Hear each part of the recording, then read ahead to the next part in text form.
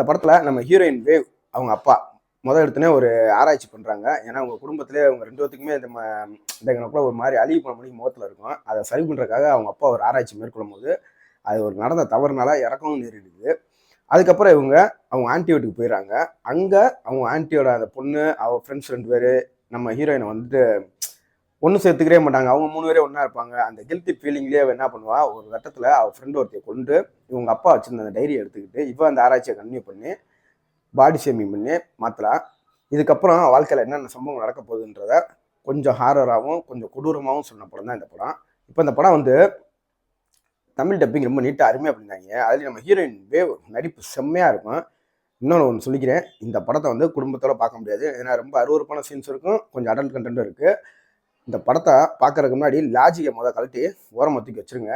ஏன்னா முகத்தை மட்டும்தான் மாற்றுவாங்க, ஆனால் உடம்பு எப்படி மாறும், ஆனால் இது அப்படி தான் காமிப்பாங்க, வேறு ஆள் மாதிரி மாறிடுற பண்ணிக்க.